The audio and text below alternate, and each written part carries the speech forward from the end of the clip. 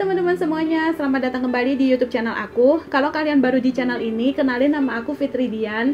Sebelumnya aku disclaimer dulu, aku bukan dokter, bukan ahli kesehatan atau nutritionist atau ahli-ahli yang lainnya. Aku cuma suka berbagi info mengenai PCOS dari apa yang aku pelajari sejak aku didiagnosa PCOS dari tahun 2017. Semoga apa yang aku share di sini juga bermanfaat ya untuk kalian. Oh ya, kalian juga bisa follow Instagram aku @fitri.dian. Di situ aku suka kasih tips-tips mengenai PCOS, tentang kehamilan atau apapun, dan aku juga suka sharing success stories dari teman-teman followers yang berhasil hamil dengan promil yang sehat. Di video kali ini aku ingin ngomongin mengenai PCOS dan stres, dan kenapa kedua hal ini saling berhubungan dengan erat dan hubungannya seperti lingkaran setan ya. Jadi kalau misalnya kita selalu dalam keadaan stres, gejala PCOS kita itu tambah parah, dan karena tambah parah itu kita jadi stres juga mikirinnya. Gitu aja terus sampai kita bisa mengidentifikasi hal-hal apa yang bisa menyebabkan kita stres dan menemukan solusinya. Ada dua tipe stres yang bisa menyebabkan berbagai macam efek negatif di tubuh dan hormon kita. Yang pertama adalah emotional stress dan yang kedua adalah physical stress. Nah, beberapa waktu yang lalu aku ada chatting sama salah satu followers aku di Instagram. Dia nanya, "Kak, aku ini kan udah diet yang ketat, rajin olahraga, rajin minum vitamin-vitamin dan obat-obatan yang udah diresepin sama dokter, tapi kok haid aku nggak kunjung datang ya." Dia waktu itu nggak haid selama 2 atau sampai 3 bulan gitu.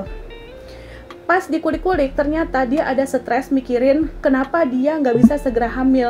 Padahal temen-temennya atau saudara-saudaranya yang lain pas nikah tuh cepet banget hamilnya, sedangkan dia kok nggak hamil-hamil udah berapa tahun gitu ya. Nah, dia ini sedang merasakan yang namanya emotional stress. Nah, emotional stress itu penyebabnya bisa macam-macam.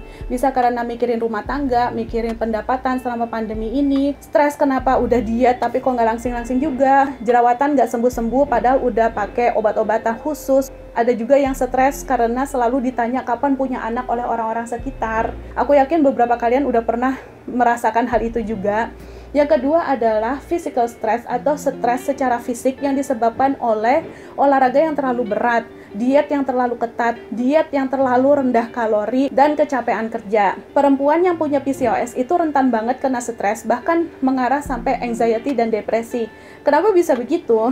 Jadi, akar permasalahan PCOS itu ada di insulin resistance PCOS, tingginya hormon androgen atau adrenal PCOS, inflamasi atau inflammatory PCOS, dan post-pill PCOS atau gejala-gejala PCOS yang muncul setelah berhenti mengkonsumsi pil KB yang dulu diminum untuk mengatur siklus haid setiap bulan. Nah, stres itu masuknya ke ranah adrenal PCOS. Saat kita stres, hipotalamus yang terletak di otak kita mengirimkan sinyal stres itu ke kelenjar adrenal untuk melepaskan hormon-hormon survival termasuk adrenalin dan kortisol. Sebenarnya dalam level normal, hormon kortisol itu bermanfaat banget untuk tubuh. Tapi kalau misalnya levelnya selalu konstan tinggi gitu ya, itu bisa memicu ovarium juga terus-menerus memproduksi hormon androgen. Nah, kelebihan hormon androgen ini bisa ditandai dengan hirsutism, seperti tumbuhnya rambut-rambut di tempat yang kita nggak inginkan, jerawatan yang nggak sembuh-sembuh, rambut rontok, berat badan yang sulit diturunkan, dan anovulasi atau tidak berovulasi. Banyak akhirnya perempuan yang nggak percaya diri dengan keadaan tubuhnya yang seperti itu, minder, bahkan ada yang bisa menjurus ke depresi. Terus dalam hidup ini kan kita nggak mungkin banget ya selalu dalam keadaan bebas stres, stress free, itu nggak mungkin banget. Jadi aku punya beberapa tips untuk meredakan stres yang udah aku praktekin selama bertahun-tahun ini gitu. Yang pertama adalah identifikasi apa aja yang membuat kita stres. Itu tulis semuanya, catat semuanya di dalam buku jurnal. Kadang kita perlu melihat dalam bentuk nyata gitu ya, dalam bentuk tulisan-tulisan apa aja penyebab kita stres, untuk kita akhirnya sadar gitu loh, oh ternyata ini yang membuat kita stres. Terus akhirnya memicu kita untuk segera mencari solusi dari permasalahan itu. Yang kedua adalah mungkin teman-teman yang sedang nonton video ini sedang merasakan hal ini ya. Kenapa udah diet yang bagus, rajin olahraga, minum obat penyubur berkali-kali berbagai merek, kok nggak bisa-bisa cepat hamil juga gitu. Nah, itu kita harus menyadari bahwa anak itu adalah hak prerogatifnya Allah, hak prerogatif Tuhan. Hanya Tuhan yang tahu kapan dia akan memberikan kita anak gitu. Jadi jangan stres memikirkan apa yang nggak bisa kita kontrol. Itu semuanya hanya Tuhan yang tahu gitu. Jadi yang bisa kita lakukan adalah ikhtiar dan doa. Kita lepaskan diri kita dari perasaan-perasaan seperti itu dan mulai menerima diri kita apa adanya. Yang ketiga adalah meditasi afirmasi positif. Aku rutin ngelakuin ini setiap pagi. Jadi biasanya aku cari video-video di YouTube gitu ya tentang afirmasi positif, untuk memasukkan kata-kata positif di dalam alam bawah sadar kita, ke dalam pikiran kita. Di pagi hari itu bisa meningkatkan mood sepanjang hari.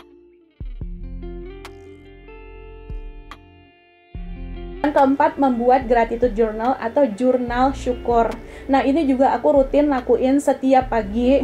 Aku catat semuanya, bisa 5 hal, bisa 20 hal, apa aja yang aku syukuri hari ini. Misalnya, aku bersyukur kalau aku bisa hidup sehat, badan aku sehat semuanya. Aku bersyukur kalau suami aku juga sehat, orang tua aku sehat, matahari bersinar dengan cerah hari ini, gitu. Catat aja semua apa yang kalian syukuri.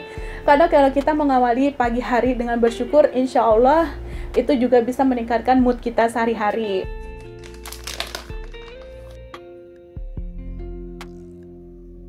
Yang kelima adalah minum teh spearmint atau spearmint tea. Ini adalah teh favorit aku banget untuk membantu aku relaksasi.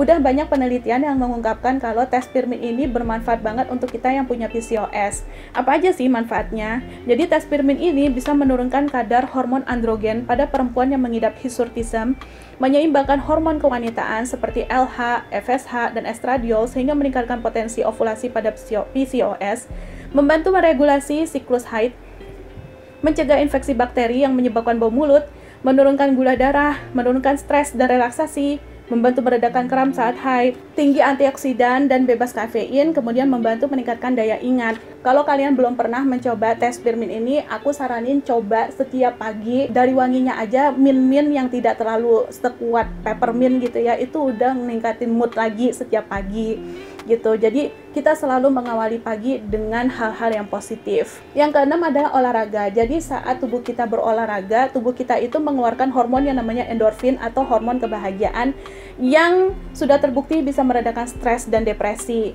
Jadi kalian bisa tuh pagi-pagi olahraga, jalan kaki, menghirup udara segar pagi-pagi. Yang kedua adalah lakukan olahraga low intensity training atau olahraga intensitas rendah supaya tubuh kita nggak stres secara fisik.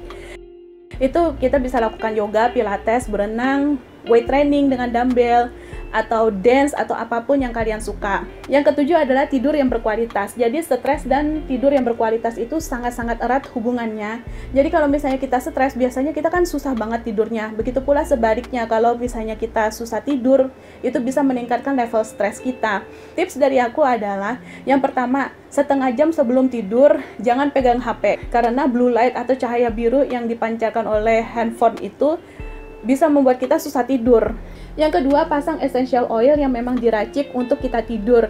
Contohnya seperti Bonel's Deep Sleep ini, atau yang sekarang namanya Bonel's Night Oil. Dikasih beberapa tetes aja di diffuser. Mama aku aja yang udah insomnia selama puluhan tahun, pas waktu dipasangin deep sleep ini pertama kali langsung tidur dalam 10 menit. Nyenyak banget tidurnya. Kalian bisa coba ya. Kalau misalnya nggak punya yang deep sleep ini, bisa pakai lavender oil, itu juga bisa memiliki efek relaksasi. Kemudian upayakan tidur itu maksimal jam 10 malam. Please jangan begadang. Kemudian yang kedelapan, dengerin musik-musik yang bikin happy. Itu kita bisa nyanyi, ngedance, atau apapun yang bikin mood kita naik. Tersenyum, banyakin ketawa, stop nonton konten-konten negatif, dan banyakin konten positif.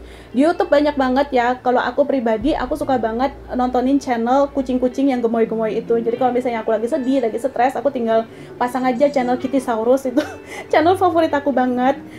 Gitu aja. Udah itu aja kayaknya tips dari aku. Aku yakin kalian juga pasti bisa menemukan apa aja yang bisa membuat kalian happy atau untuk meredakan stres yang kalian rasakan sekarang ini.